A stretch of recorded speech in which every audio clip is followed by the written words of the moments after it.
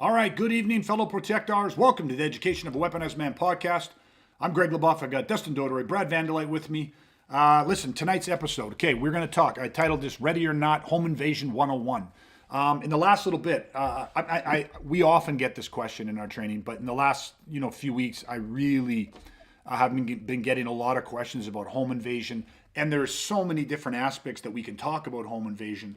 But without a doubt, a home invasion is not only one of the scariest experiences, but it is probably, I'd say it's one of the top experiences that leave people really fucking rattled, like really feeling vulnerable. And I think that, it makes sense, right? It's your fucking house. And when you got a family in that home, and it's bad enough if you're not there and you come back and people have been in your home, going through your shit, destroying, stealing your fucking property. Not only does that piss people off, but it leaves you feeling vulnerable and exposed.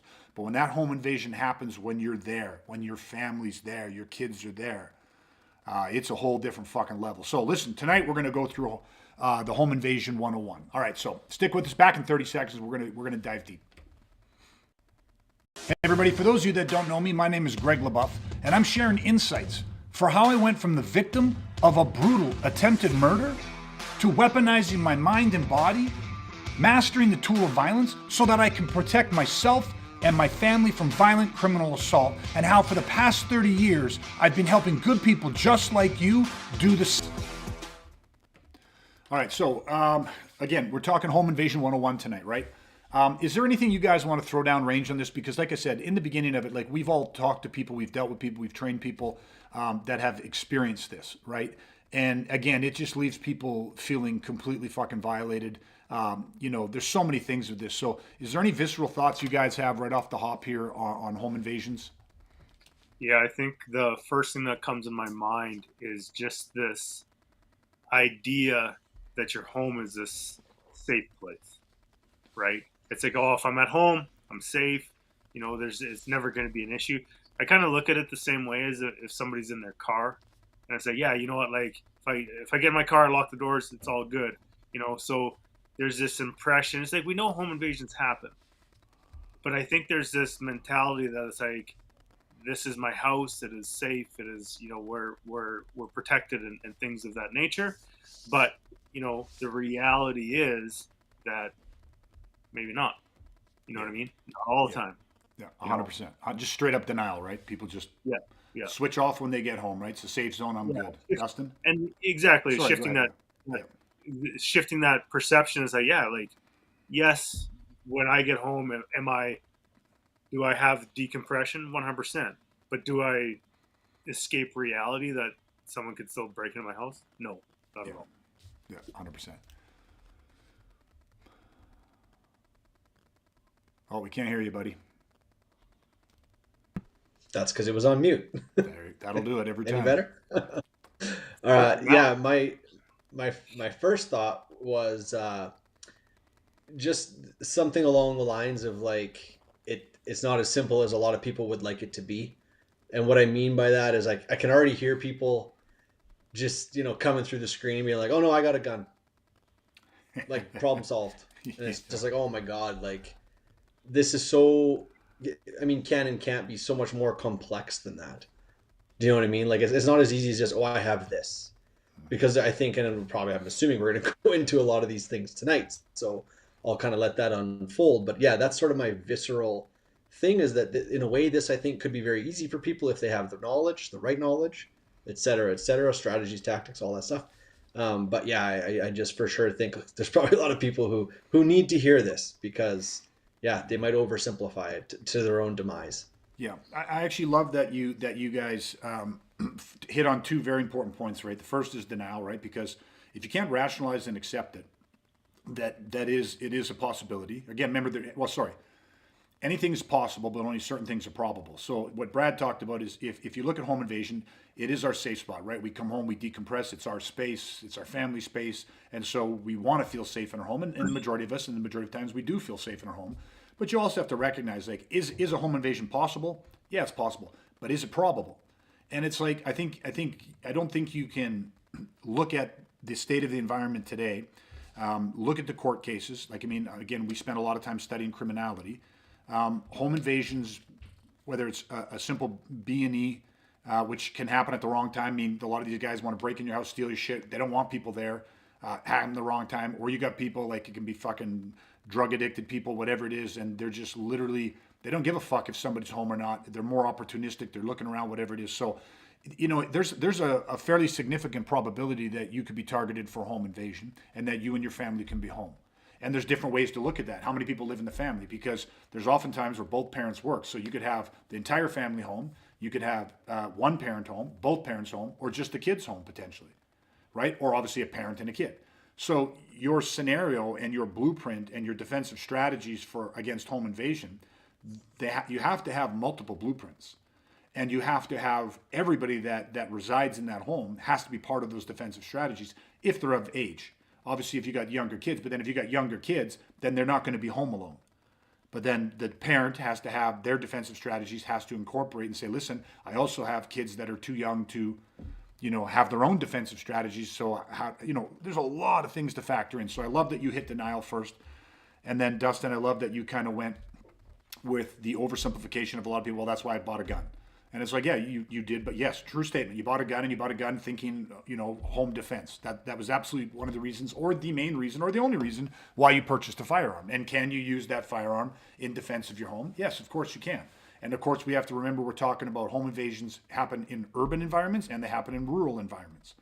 So some environments, you go to the rural environments where, you know, an urban environment where you got a 7-minute response time for a priority one call, which is a long fucking time. Well, if you're in a rural environment, 7 minutes would, you know, not even close, right? You could be waiting a considerable amount of time before you have any type of backup or police presence coming to help you. So there's a lot of these factors that we have to think about. Now, obviously, in the time frame that we have in a podcast, we're not going to be able to go deep on every aspect of this. But I thought it was important that we cover some of the core immutable concepts, right? So I like that you talked about having a gun isn't enough. Okay, so one of the other things I would say, because where do we start with this? One of the things I would ask you guys, and you can think about it real quickly because I'm kind of putting you on the spot here, but what is, if you can think of it, I'll answer mine first to give you guys a little bit of time because you guys never know what we're going to talk about before you get on. I like it more organic conversation. But if there's one thing, what's the first thing that you would say, the one thing you would say to somebody that you do or that is your best piece of advice against home invasion? Okay, so just try to think of one thing, and that might be, it might be a strategy, it might be a tactic, or it might be a tool, but think of one thing if you can, and then I'm going to get you to share that and explain that. Here's mine. Okay, now remember, it was tough to pick one, but here's mine. Lock your fucking door. And I mean, people right now are going, I'm not listening to this. Like, are you fucking kidding me? What kind of a retard am I that you have to tell me to lock the door? Listen, I've been doing this for 30 years. Most people don't fucking lock the door, and they definitely don't lock the door in a consistent manner or with any type of habituated pattern. Now, if you do, fantastic, great, tune out for a few minutes, and then you can tune back in when Dustin and Brad come up with something even better. But here's the thing. I had conversations just the other night. An individual who's worried about home invasion, who actually had multiple home invasions just a few houses down. And no, these weren't gang-targeted homes. These were people that he knows, friends, people in their community, and they've had their homes broken into. One, they weren't home when they would have. The break-in happened at a time when normally they'd be home, but they just happened to not be. And the other family, they were fucking home. And it did lead to a confrontation. Now, luckily, nobody was hurt or injured in that, but it happens. So this individual was talking to me about it, and I said, you know, this is a dumb question, but you lock your door, right? And the guy's like, no, I lock my door all the fucking time. And then he's like, and I'm like, oh, here comes the but. But my fucking wife never locks that fucking door. My kids never lock that fucking door. And he went off on the whole thing. I went out and I bought each of them like 2 keys each. So that they could, if you got multiple keychains, here's one for each fucking keychain. Like, and he goes, I have yelled at them and screamed at this. They're not locking their door. Well, here we go. We got a fucking problem. The number one thing, lock your fucking door, and people don't do it. Right? When we run home invasion scenarios, right? Think about it. One of the things that I always used to do in the scenario, right? We'd run it multiple times, but one of the things I would always test is if people lock their fucking door. So here it is. You can walk up to a house and you can check the door and say, oh, it's fucking locked. Good for them. It ain't over. Because then the next thing I would do is I'd ring the doorbell and I'd start running, again, the blueprints. Again, you study criminality. Don't make shit up. You just got to look, how are these bad guys getting their way into these homes? It's not always a smash and grab operation. So ring the doorbell, a person comes to the door, and I'd say, listen, and I'd stay back. I would not be anywhere near the door. I'd stay back, say, hey, listen, sorry to bother you at night. My car broke down. It's about a block over. My cell phone, I don't have my, this was also a few years back, so cell phones weren't as prevalent. But the point is, I don't have my cell phone on me, whatever. I don't need to use your phone. I was just wondering if you'd be able to make a call for me. See, because again, most people go, they're going to ask to use the phone, which at times they have. We've seen that blueprint play out. But criminals evolve. They get fucking smart. They learn from mistakes. They learn and adapt. And so now I'm like, oh, I don't need to use your phone. I don't want to come into your house. I just want to know if you'd be able to make a call for me. And that person is typically says what? Yeah, of course, because they're safe. They're like, okay, he doesn't want to come in my house. He's staying back from the door, and so the door shuts, or if they were talking to me through the door, whatever, they go to leave. And here's the thing. Some people were smart enough to talk to me through the door. But over 50% of the people crack the door open a little bit. Yes, can I help you? And then I do what I'm saying, and then the door shuts as they walk to get their phone. And guess what they don't do when they walk away to get their phone? They didn't lock the door. And one of the funnest things is when you're feeding these scenarios is when they came back to the entranceway of the house and I'm standing inside their house. And they're like, the look on their face, and you could tell their brain going, oh, fuck, I didn't lock the door. And it's like, oh, you had the door locked, then you unlocked the door to, anyways. I think, go ahead. Just real quick, jump in, and I'll speak for you too, Dustin, because I know we were there during that many, many years ago. But that to me was one trial learning, because I didn't lock that door. I talked to you. I was like, okay, cool. Let me go get my phone. At least I didn't leave the door wide open like some people. But like, I remember you guys were like right there when I came back. I'm like, okay, I'm never doing that again. Lock the door. That was one trial learning for me. Yeah. From that day, 15, 20 some years ago, since we did that, I locked my door every single time. Yeah, it is. It's one try. Like you don't have to touch the stove more than once to figure out the fucking shit burns, right? And here's the thing. I want to expand that out a bit, right? Because again, people can sit there and go, "I would never have done that. I would never have opened the door in the first place, so it never happened to me." What I'm giving you an example of is what we call a life factor moment. And if you don't understand what a life factor moment is, you're vulnerable, because life factor moments are everywhere, every single day, and they happen to all of us. No matter how fucking switched on you are. Our goal is you're never going to eliminate life factor moments altogether, but you can mitigate them.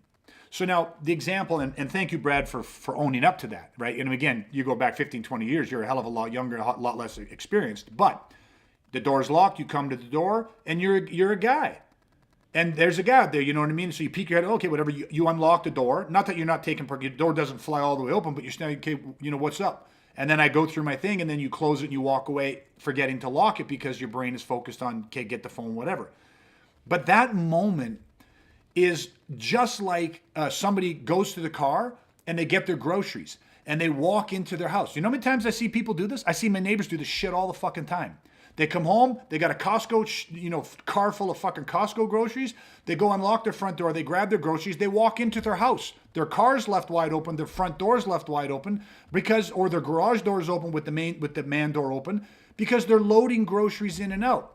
Well, that's a life factor moment. You didn't close the door behind you and lock, you did you? You're not standing in a place where you have direct line of sight to your car, your groceries, your doorway, your entranceway, all that shit. And people are like, oh, well, fuck, what are you supposed to do? Carry your groceries in, stop, shut the door, lock it, walk through, come back, reopen it? Yeah. Or you set your groceries down in the entranceway so that you always have line of sight on the walkway coming up to the door, or you get what I mean? So you set your groceries down, move them from the car, move them in, then shut the door, lock it, then carry it in the fucking kitchen. There's people that carry their shit and go down into the fucking basement.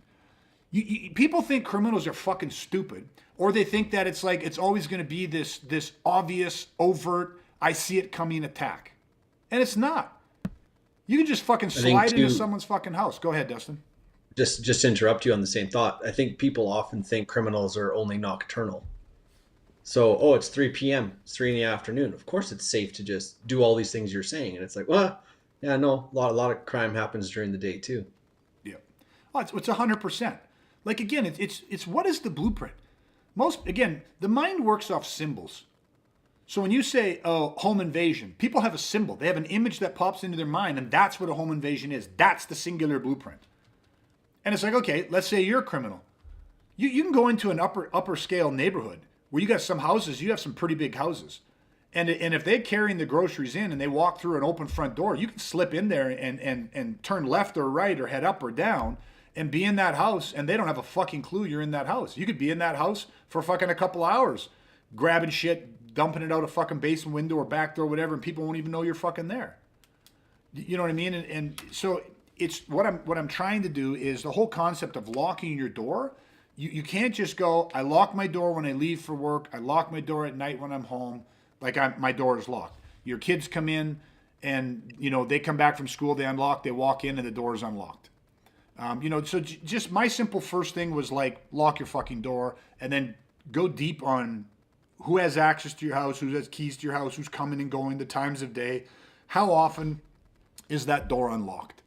Okay, so anyways, that was my first one.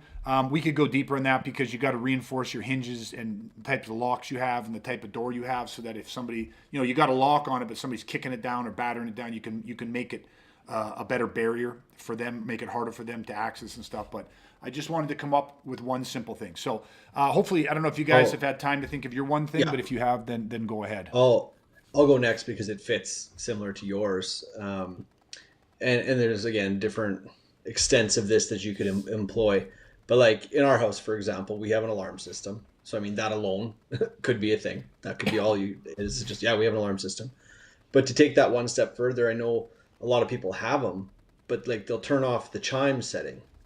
So every time someone opens our door or whatever it is, sets off any sensor for any reason, the alarm system will chime so you can hear it through the house.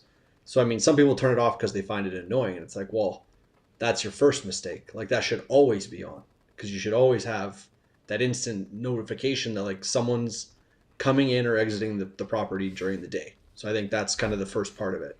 Second part of it is in the nighttime. A lot of people, they'll set their alarm because they're going to bed, but they just set it the way they always set it. So if someone was to break a lock or whatever and come in, there's like a 60 or a 90-second countdown before the alarm goes off. Well, if you're sound asleep, I mean, some people are light sleepers, and maybe they hear that beep, beep, beep as it's counting down for a minute and a half. Well, a criminal can traverse an awful lot of space in your home in 60 or 90 seconds. Like that's scary. So, that you can set these alarms to have no delay entry. So when we are asleep at night, we have ours set no delay. And yeah, it backfires every once in a while because a grandparent or someone comes early in the morning and they open the door and everybody gets an early wake up call that day. But it's like, whatever, good trade. Yeah, Do you know what I mean? Yeah. Because then it just, the second that perimeter is breached one way or another, that alarm's going off. And at least you have a little bit more of a jump to respond. Yeah. And then to take that one step further, like I set my alarm with my phone. So the app is right next to my bed. So I can pop that open and I can see what sensor. And again, it's, it takes you time to open that and check it. But, again, I'd rather have an idea of where the perimeter was breached than not. Yeah. So it's like, okay, now I know someone's in the house and I know they came through X door or broke X window or whatever it is, right? So 100%. No, that's really, really good stuff. Really good advice. Yeah. Brad. Yeah, mine is it's going to be probably a little bit more kind of connects with yours, actually, Greg. And I know this is a piece of terminology that we've talked about before, but I don't think people have probably thought of it in this way. That's the social contract. And like what I mean by that is, don't answer your door. It's like it's almost like when like you used to have a home phone. It's like, well, the phone's ringing, you got to answer it. No, you don't have to answer it. But I think we've been so conditioned, like the doorbell rings, and it's like, well, I got to answer the door. I was like, no, you don't. Who said that you have to answer your door because the doorbell rings? Well, somebody's there. You should answer it. Are you expecting somebody? I'm not expecting anybody. If it's that important, they'll try to get a hold of us in other means, right? Or say, hey, we're on our way. Or, like unannounced guests, like, yeah, I'm sure we're all kind of like this. It's like, oh, unannounced guests, hey? How convenient is it? Like, I would never be like, ding dong on any of your guys' door, right? Because it's like, I'm not an unannounced guest, and Yeah. it's not the type of house that I want to unannounce myself to. But again, it's a little bit of that social contract where people are conditioned when the doorbell rings, you got to go check the door. You don't have to do that. You do Yeah. not have to check the door. Like we're eating dinner, and like in my house, I could have line of sight to that front door from our dinner table, and it's like, Jovi, don't move. Like just we don't have to answer it. We're having dinner. It's fine. We're not expecting anybody, and it's usually somebody like a Shaw or something like that. But Yeah. it's like Sounds you don't have to. You don't have to do that. yeah. It's your house. You know what I mean? But we're so primed and conditioned. Like, oh, better go see who it is. Yeah. You know. So Yeah, 100%. And a really great point because, again, a lot of people feel very obligated or, whatever it is, right? guilty. Yeah, guilty, Like, 100%. Yeah. there's a lot to this to not answer the Yeah. door. You're like, oh, well, what if it's important? Yeah. Like, it's hard for people. Yeah. And one of the things I'll add to that, too, that takes a little bit of getting used to is when that happens and my doorbell rings and same thing, and I don't give a shit. I'm not expecting anybody, so I don't care. I don't hide in my house. People go, nobody move, nobody talk. I don't give a shit. Like I just keep going about my business because it's my fucking house and I'll do what I want to do and I'm not hiding in my house from you. And people have seen me before and they kind of smile as if like, oh, now he'll come answer the door. And I'm sure they wonder like, what the fuck? Why did he not come to the door? So again, it's a thing where like I have freedom of choice. I can do what I want to do when I want to do it and how I want to do it. And I don't really give a shit what you say about it. So that social contract part's funny. But you did typically double rings and everybody freezes in position at times. Yeah, lights crawling like a fucking soldier on your belly to get you know what I mean. So, anyways, yeah. So I love that part. So really good first ones. I like that a lot. Actually, no, Brad. Just because of off years, let's bounce into another thing that I think is really really good when it comes to home invasions and stuff. And I think it's probably one of the first things people talk about is security cameras. So for a lot of people nowadays, right, like you have the doorbell cameras, you've got security cameras. I mean, you can get security cameras in anything now. You don't have to have your whole house wired up. Right now, they have ones that just literally screw into your outside lights and all this type of stuff. And so you can pretty much, for a very reasonable cost, have almost 360-degree surveillance around your house. So if somebody does ring your doorbell, and you're not expecting anybody, not only can you see those people, but you can communicate often. You can say, hey, what's going on, whatever. Like they have them obviously where even if you're at work, you can talk through your doorknob or through your doorbell. You know what I mean? So that people are like, dropping off a package and they're testing, to see if somebody's home. We had my neighbor literally right next door to me. We're out training on one of the Sundays and, the wife comes over and says, hey, 2 nights ago, did you guys have somebody knock on your door? Or like banging on your door at like 4 a.m. And I'm like, nope. And they're like, oh yeah, somebody was banging on our door. And so her husband got up and answered the door and opened the door up. And there was this fucking dude sitting there that they didn't recognize, right? Didn't recognize this guy. He's standing there. And the guy's like, oh, yeah, do you mind shutting off your outside light? It's too bright. And the husband's like, what the fuck? Now you got to remember, this is also, he got woken up from a dead sleep. It's 3:34 in the morning, whatever it was. And, and he's like, what the fuck? And he's like, yeah, whatever. And shuts the door and, shuts off the outside light. But then they're just thinking like, what the fuck was that? And they're trying to think, who was that? Who would that light bother? But the reality is that guy, they were testing to see whether somebody was home. So the idea again, if the doorbell rings and you don't answer the door and again, you kind of hide in place. What you can actually be doing is confirming to them or telling them that we're not home. And if they think you're not home, then that might be incentive for them to want to actually bust into the fucking place. Because again, my neighbors, they park both their cars in their garage, right? So like I have a garage, but I don't park my cars in my garage typically. So, if you're a guy walking through a neighborhood, car, no cars, no lights. Yeah, it's 4 a.m, but if you're going to test a house, you're probably going to test that house thinking maybe they're not fucking home. So a lot of those, if you're having a security camera and you've got like the doorbell cameras or at least a two-way communication system, then that's really, really helpful, right? And the other side too is, criminals aren't dumb, so they're figuring out that these people can access that. So I could be at work, I could be out of the fucking country talking to somebody standing on my doorstep saying, oh, I'm just in the shower right now, I can't get there. And, they're not fucking stupid. But is it better than not having it? You know what I mean? And so for me, one of the things with when you talk about home invasions, and Dustin, you mentioned this, so we'll tie it into yours. Having the sensors in your alarm system and having that app on your phone so that you can tell points of entry of where somebody's potentially, where the breach point was into your home. So that way, if you are at home and you now have to be like, okay, I don't know if these guys are just here to steal shit or if these guys are you know, a threat to my life.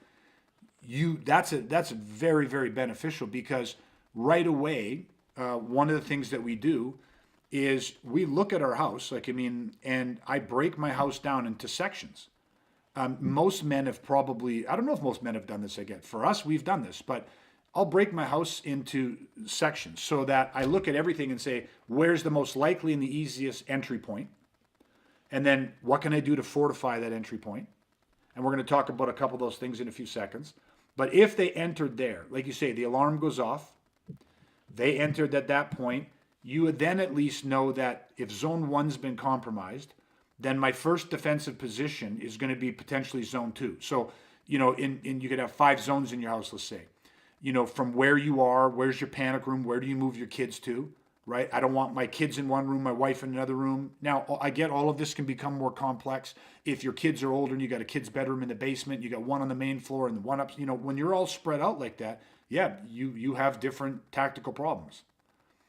But when your kids are younger, or if your rooms are all on one level, if the breach point is down, I'm moving. You know, you have like a panic room, or you have a more fortifiable, defendable position, and then you can move through different zones. Because if I have to engage with somebody, I don't know if it's one, I don't know if it's two, I don't know if they're armed or not armed. So you want to know different positions where you have, you know, again, fighting off geometric angles, where you have lines of sight. You have knowing the difference between your cover and your concealment, knowing what tools that you have at your disposal. So whether or not is it a firearm that you have? Did you have time to access that firearm? Do you have your tack lights? Do you have like all these things? Where are your communication setups? So that if you're at least even moving your kids to one room and then you have a defensive position at the top of the stairs where you can make your stand there.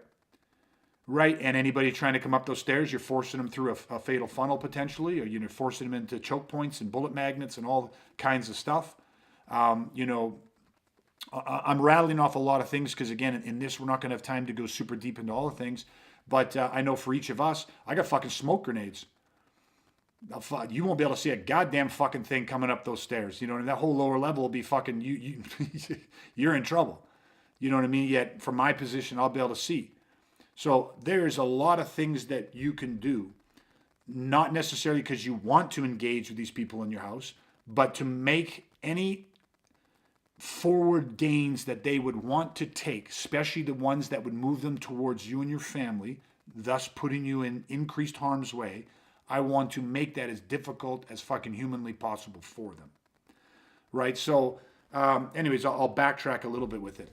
I think you're having eyes, or having surveillance cameras so that you can see, having a way to communicate with people that are potentially in the house or especially outside the house, and then having and understanding, having broken down your home into different zones, and then really done an assessment on where the vulnerable points are in your home.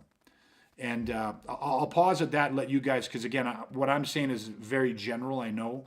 But again, time-wise, so if there's something that you guys want to drill a little deeper onto, or a few more logs you want to throw in that fire, then please feel free to do that. One thing I'll throw in that, you know, hit me was, you know, talking about, you know, choke points in different zones in your house. I think too, it's worth mentioning just the proper way to search a house and how you would go about searching your own house. Yeah. Do you know what I mean? Like, does the layout or floor plan of your house create, you know, situations where like maybe there's 2 different paths and you can't cover both at the same time? It's like, well, which one are you covering first? Which one's the higher probability, you know, path for someone to take or whatever? Do you know what I mean? But like literally going through the floor plan and being like, okay, what are potential issues here? And then also, like, how do you actually properly search a house? How do you pie a doorway? You know, simple tactical ways to maneuver through a space. I think that's worth people knowing how to do that. Yeah. I'm going to jump in for a quick sec because Coleman asked a question here, and it's a great question. And Brad, I'm going to let you go first, and then we're going to circle back. And Coleman, I am going to answer your question because that's a great question, and we're going to address that in a sec. So, Brad, go ahead with your thoughts, and then we'll jump back to that. Yeah, one other point that I think that I would throw in is, and I know we all do this. This is things that we've talked about multiple times, maybe not on this podcast, but having a routine. What is your night routine? Where do you have things being where, like, for me, like I have my tack knife, I have my, my knife that is on my nightstand. It's there every night, exact same spot, exact same way. It's, I even, to the extent where, I make sure I touch it and adjust it so it's exactly perfect, but that is not an OCD thing for me. That is you guys are there. Do you know what I mean? So it's that preparation, and it's like, hey, well, this is what I've done. I have these tools here should I need them.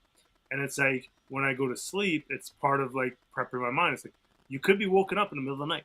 You could, right? So I know that I have these things here, and as part of my routine, I'm talking, I know that we talked like things don't always happen at night. I'm talking about something specifically for the evening time, right?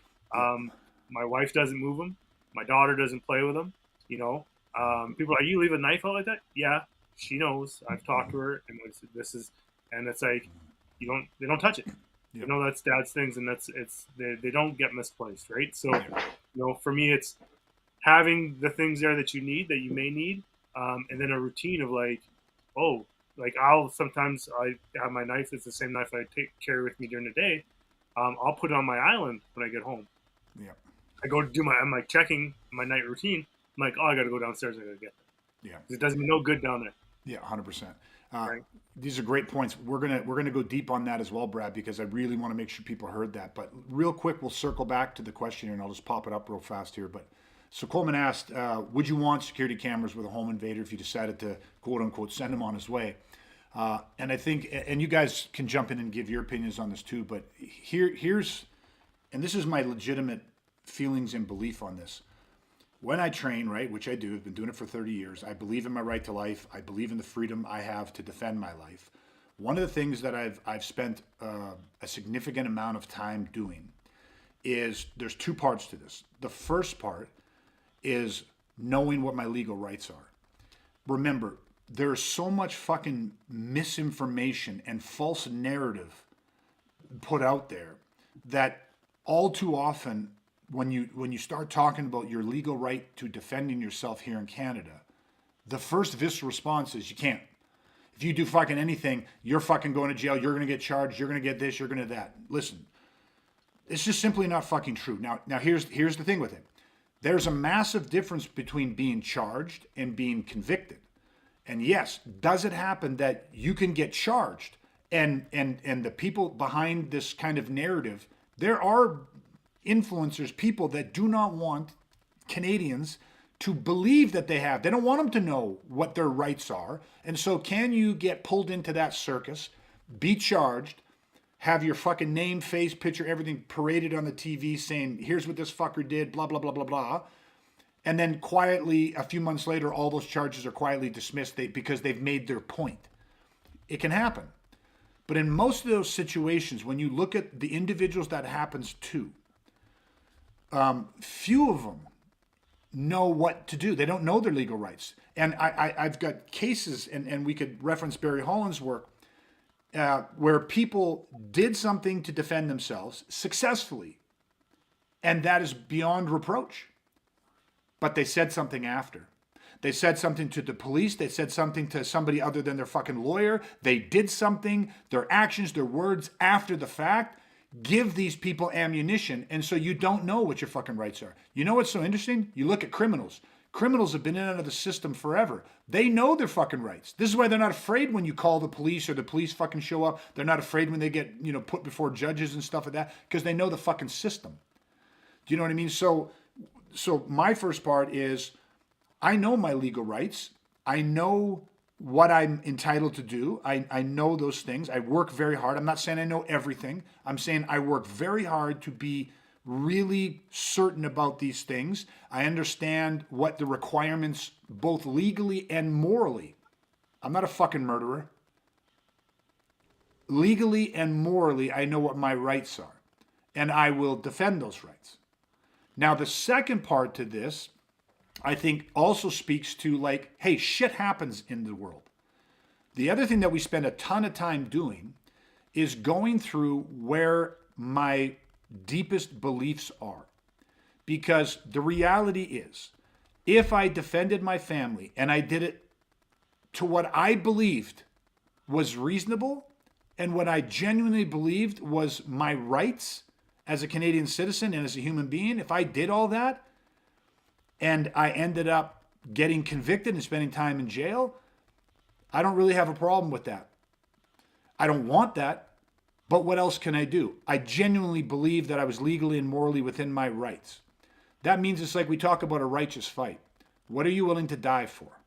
What are you willing to spend the rest of your life in jail for? Now, if somebody breaks into my home that is a threat to my family, and I am not trained and restrained enough to strategically and tactically do what needs to be done to neutralize the threat. This ain't personal for me. It's not personal. You're a threat. And as long as that threat energy is there, you're a danger to me. When that threat energy is no longer a threat, I'm done. It has nothing to do with whether that person's still breathing or isn't breathing. I'm not going to get sucked into a personal response. That's the difference between being trained and restrained and being untrained and unrestrained. So that greatly decreases any worry I have. Because in Canada, case law, we see time and time again that you can, the courts have ruled, that you can use force to defend yourself up to and including lethal force. It's the precedents are there. If you don't understand that, can you get yourself in a world of trouble? Yes. Even if you do understand it, can that trouble happen? Yes, but in that moment, you either are going to defend yourself or you aren't, but you need that understanding to give yourself the best odds. Because here's the thing, that threat finds me that night, and then I overreact, underreact, or freeze, I'm gone. Whether I'm dead or whether I'm in jail, I'm gone. And now my family's vulnerable. Because when another threat comes and I'm not there, then who's that on? Because I was untrained and unrestrained, and didn't have the emotional intelligence, I didn't have the tactical or strategical knowledge to actually operate within the rules of engagement, so on and so forth. That kind of stuff. So I don't know if I missed anything on that. Dustin or Brad, if you guys want to jump in on that, that would be fantastic. Yeah, I mean, I guarantee Brad would have said the same thing. In just my very first visceral answer would have been the exact same as yours. So I'm not going to go through repeating all of it. And then the only thing I was going to add to it, you ended up hitting on at the end, which was just, spending all that time researching, studying law in Canada, but then also putting all the time and effort into also the inner control box, your ability to actually control and regulate in times of stress, which you hit on. So that's the next place I was going. So yeah, I would literally just reiterate what you said. That's perfect. Bradley. Yeah, you know what? I don't think there's anything that I could add that's going to really improve. I'm just going to throw this back up there because Coleman added another one. He said, remember that farmer here in rural Alberta who stopped those guys who tried stealing his vehicle and stopped, and he finally got off 100%. Matter of fact, I'm just going to hold up Barry's book. But Barry Holland, ex-GATF 2, wrote the book No More Mr. Nice Guy, part of our course. He's an amazing guy. He's one of the most definitive authorities we have in Canada on the use of force and protecting yourself, family, and property. He's heavily involved in a lot of these cases. And I believe that, he was involved in that case in a number of different ways. But there are, here, let me just add this as it's a side note, but it's important.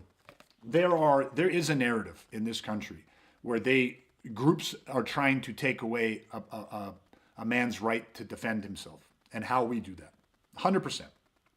But at the same time, there are groups and organizations of people who are working diligently to protect our rights and expand our rights, and that battle is going on.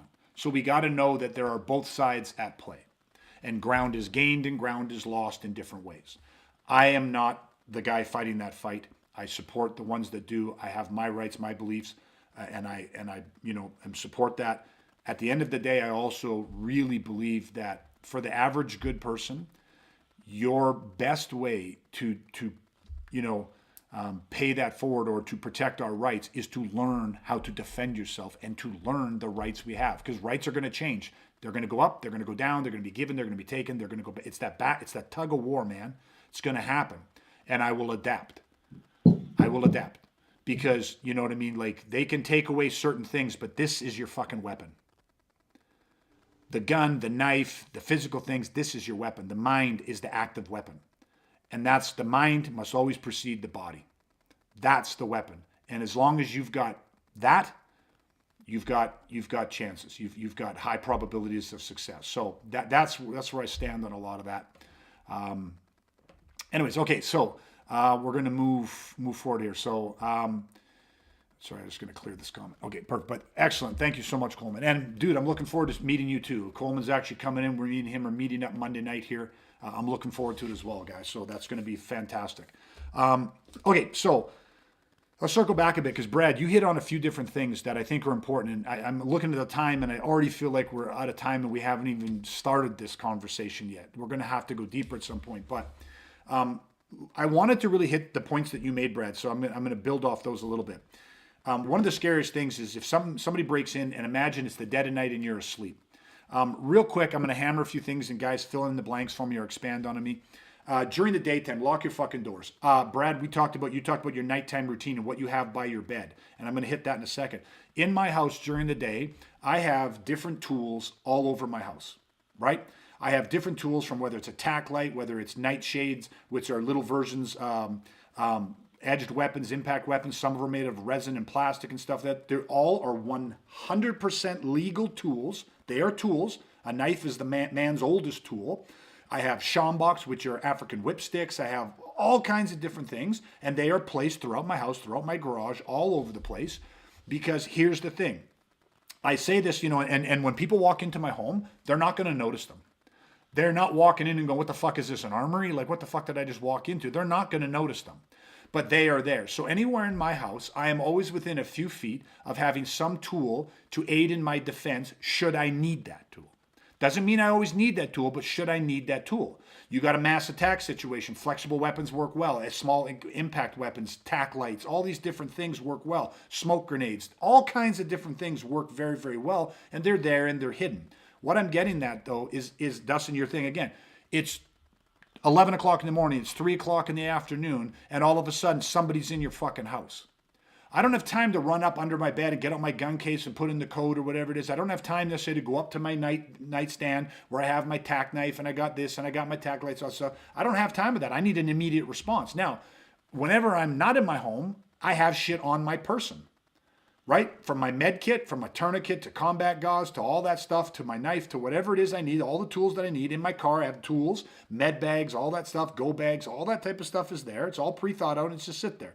But in my home, there is not a section of my home where I don't have access to potentially life-saving tools.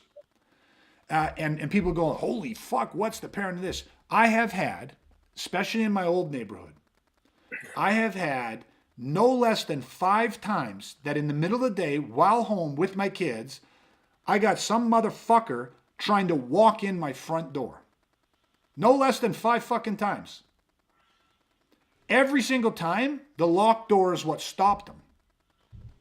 And as they tried to walk around the side of the house or walk back off the steps to take a look up, what put shit in their pants was when that fucking door opened and I came out that fucking door, ready for something. Because who the fuck walks up and tries somebody's door? And the myriad of excuses that I heard, I had it 5 different times. But I had about 500 excuses from those 5 people as to why they tried my door.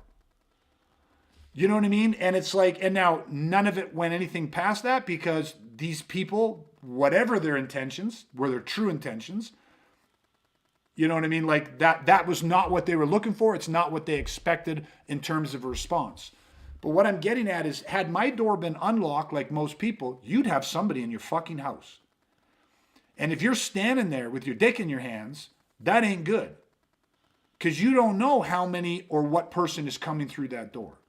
So, and again, for us, this is habits. And I'll just try to intercept a bunch of questions. You know, I have 2 daughters. right? Younger. One's 14, one's 10. But the idea is that even when they were young children, like none of these tools were ever a threat to their safety. They're not something that they're going to accidentally shoot themselves with or somebody else. So anyone that even thinks that has zero experience with tools, like expedient tools, design tools, or even the natural tools. They don't get how something that is not harmful to a child or to some innocent person could become very harmful, even deadly, to somebody who is a threat in the hands of somebody who has the training. They just wouldn't get that. We're not even going to attempt to explain that. So I'm saying it doesn't take. It takes some training. It takes no effort, but your level of security goes up infinitely.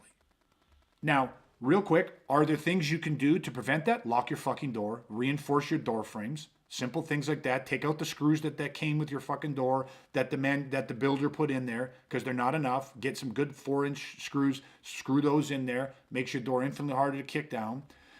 Trim your hedges, get outside, get security lights on, motion sensor lights, put alarms and motion sensors on your windows and all that type of stuff. And here's one I want to throw out, and we can come back to it. But in my old house, I haven't done it in the new house, but in my old house, for various reasons, I haven't done it here. But in my old house, in the key spots that I knew were vulnerable, this is the easiest accident point with the most concealment. This is where they're going to break this glass. Coat it with 3M. There's different level of product for 3M. You coat those windows. That guy can sit there with a baseball bat or a fucking axe and chop that window, and it's going to take him hours to get through that glass because there's a cover on it. And that cover does not, you can't tell it's there. It doesn't obscure vision. It looks like nothing. It's a cover on it. You can get the 3M to bulletproof levels, right? It's what they'd put on the fucking Pope Mobile and shit like that. You know what I mean? So you can take this stuff. Is it a little bit pricey? Sure. But certain windows in it, you can get little strips, get that put on there. And here's the best part. If there's a fire or you needed to get out, you can punch it from the inside out, no problem. But from the outside in, not happening. That guy's going to sit there and wear himself the fuck out, smashing on that with an axe, trying for 2 hours to get through that. By that time, you know what I mean? The hot oil's been dropped from the second-story window, and he's down there bubbling with third-degree burns, waiting for the ambulance to show up. You know what I mean? Like it's there are things that you can do to fortify the perimeter, which you should do, and you think of these things as layers. But once somebody's breached the inside, most people circle back to Brad's original point, which was, I'm home, I'm comfortable, kick off the shoes, got the old shotgun, ready to go, ready to roll. And all of a sudden, I had a guy in Regina, client out of Regina. And it's exactly what happened. People, fucking middle of the day, boom, door flies open, he's sitting on the floor playing with his kid, in comes 2 guys. Luckily, these guys weren't looking for confrontation, fucking ran. But I'll tell you what, a day or 2 later, we had a long conversation and, because he was literally sitting there with just nothing. You know what I mean? Defenseless, him and his kid. But that changed pretty quick. So take some training, but you can fortify that way. So the nightstand stuff. So Brad, what you got by your nightstand? But anyways, anything else you guys want to throw down range on the topics of how you prepare your home? There's one thing that I think I'll add just real quick. I know it's something that we've talked on. I kind of alluded to it. Obviously, my daughter's the youngest of all the children that we have combined. And I've told her, and I teach her, and I tell her, I'm like, you don't answer the door. Like, you don't, like, you do. And she's super social, and she's, like, jacked whenever she hears steps coming up. You know what I mean? But it's like, you don't answer the door. Not without mom and dad or mom or one of us, right? Yeah. And we just have to keep reinforcing it. And it's like, we're not expecting people, and, like, you don't answer, Yeah. So. No, it's 100%. It ties back to the thing that, like, a lot of men have this idea of what they're going to do if somebody breaks in their house, but their plan doesn't ever include the training of the family. Yeah. You know what I mean? Like, again, we're just so pressed for time on these things, but, like, we'll have to go deeper in different podcasts. But, like, if there's a threat, we think someone's breaking into our house. My wife's roles and my kids' roles, they have their own roles that are instantaneously being executed. My roles are different roles, primaries and secondary roles. In real simple layman's terms, if someone's got to be a bullet magnet, that's not my wife's job. I'll take that job. it's a shitty job, but someone's got to do it. Like, that's my training. That's what I'm going to do. I'm going to be the one moving towards the sound of danger. My wife is trained so that she can also move to the sound of danger if she needs to, but she's going to go VIP protection. Her whole thing is to communicate, right? Fortified, get the kids. Like, she's laid up another barrier. If I go down and they get through me, if they think, shit, that's it, we got sailing now, they're going to run into another layer of opposition. And it's strategic and tactical. You know what I mean? And again, this does not take a militaristic mindset. It does not take a militaristic lifestyle. This is not much different. It doesn't take any more effort than when we teach our kids what's going to happen in the house if there's a fire. How do you get out? Can we get to the kids or not? If you can't get to the kids, if they're old enough, you know what I mean? They got to have their own exit plan. Do they know that exit plan? Have you rehearsed that exit plan? So, when it comes to fire prevention or safety and those things, we nobody questions the effort or the conversations around that. That's just good parenting. That's just common sense. But it takes no more effort to have the conversations about safety. And in schools now, they do lockdown procedures, but we don't do anything in our homes, right? Yet home invasions happen.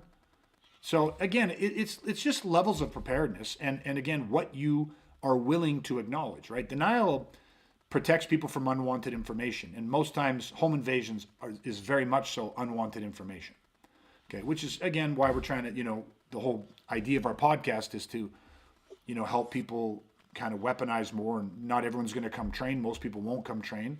But if it gets them thinking and gets them talking, then that will move the needle and make them safer, hopefully. So, yeah, Dustin, I know you had something. Sorry. Yeah, well, it was going to be VIPs, which you guys just covered, family members, all that. Sorry about that, buddy. No, that's all good. That's what happens. We all think the same, which is what we want. But I'll throw different things downrange because, like you said, we have tons. We haven't hit them all. One very simple one that a lot of people might overthink, and I know for sure 2 out of 3 of us have this issue with our wives: charge your cell phone. Keep it charged for things like this. A dead cell phone is useless. Hopefully Brad's doing better on that front because I know Greg and I have that trouble with certain individuals in our household. But anyway, so that's one. Charge your freaking cell phone. Have it ready. Do you know what I mean? Anyway, other one, where are your car keys? Also a similar issue we sometimes have with the same unnamed individuals. Where do you put your car keys? Do you know what I mean? I know you guys put your car keys in the same place every single time you come home. I know I put my car keys in the same place every time I come home. I don't know where my wife's car keys are. And I'm not your wife doesn't know where her car keys are. Yeah, I mean, and I'll say this, she's been much better since we moved, actually. She's much more on point with that. But that's a very important one, too. Because, like what you said, Greg, egress. Yes, it's one thing to get out of the house. But what if getting out on foot's not enough? What if you need a vehicle? You need car keys to run that vehicle. So where are they? That's kind of a whole conversation, too, is the best place to keep them.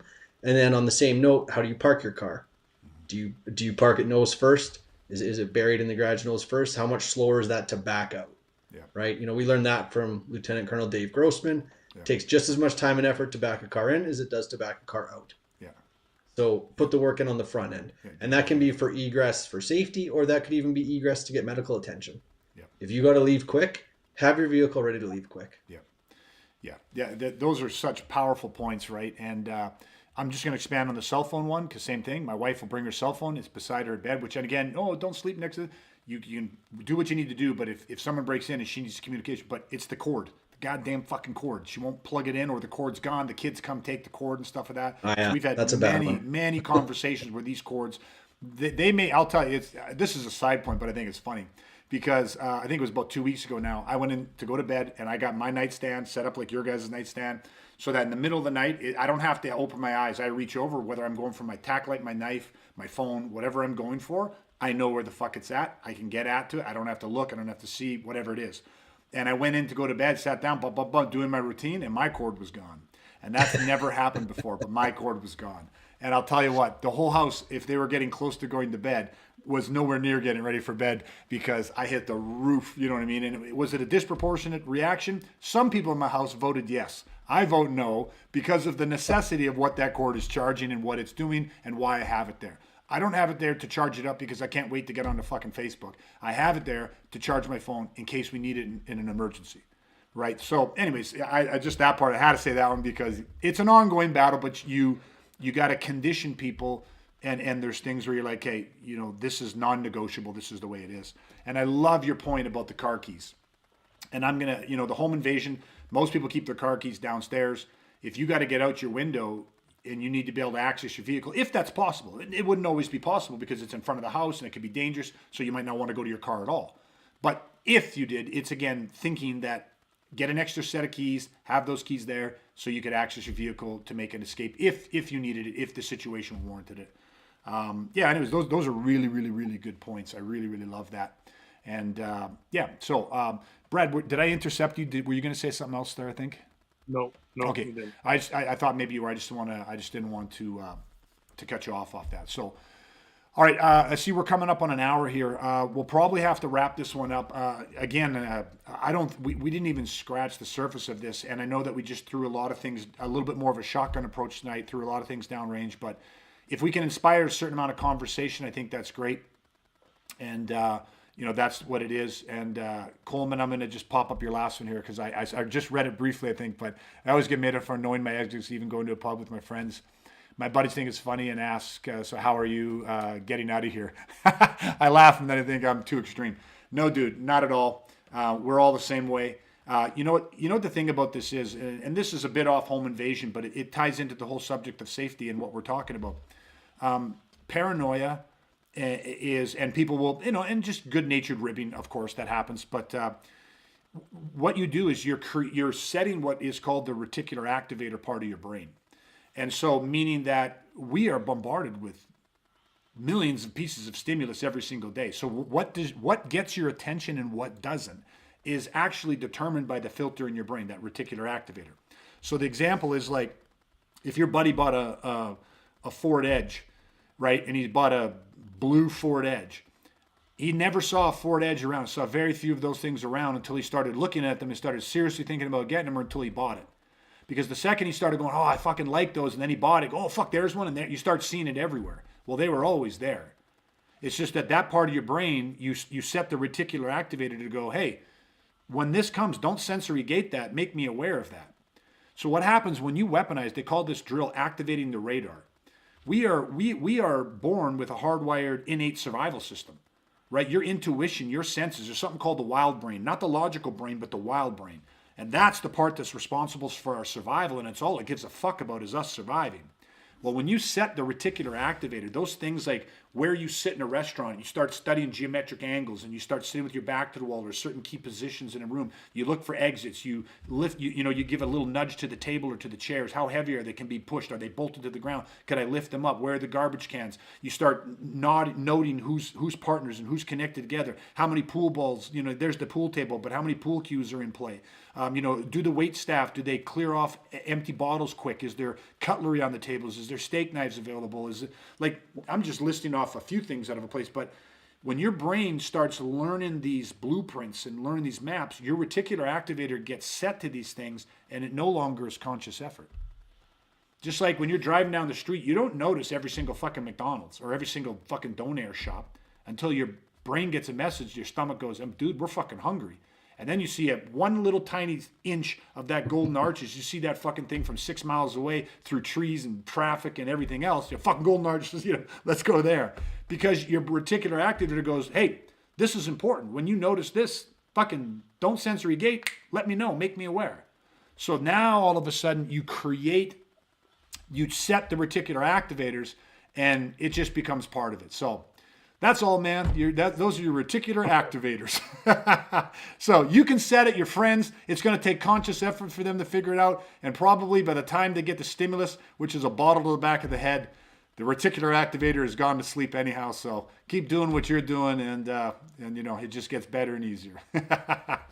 All right. Okay, listen, thank you guys so much. Brad, Dustin, as always, guys, thank you guys for jumping on, sharing your experience, your years of training. Both these guys have been training me for over 20 years. Coming up 25 years now. I've been doing it for 30 years. So you guys have been with me for a massive part of this journey. Just always appreciate you guys jumping on, dedicating your time to do this. And I love it. So it's going to be great. Anyways, for everybody else watching, Coleman, thank you, man, for jumping in. Look forward to seeing you on Monday night. For anybody else that is interested, please look into some sort of training. Like I said, we're not selling shit on here. It doesn't have to be with us. You can check out what we're doing. But I just believe more good men need to answer the call today, now more than ever. Make sure that whatever you're doing, it is not just a physical thing, but it's mental, emotional, spiritual. It's the whole entire thing, from the legalities all the way down. Because we want to make sure that your family is safe and that you get home and stay home with them to be there to protect them. So anything you guys have, please like, share, comment, pass it on. Don't forget to, wherever you listen to your favorite podcasts, you can subscribe to us, give us a like and a review. That's how we reach other good men just like you. That's how we're growing this, one warrior at a time, one protector at a time. And that's it, everybody. Stay safe, stay weaponized. We're going to chat again soon, everybody. Take care.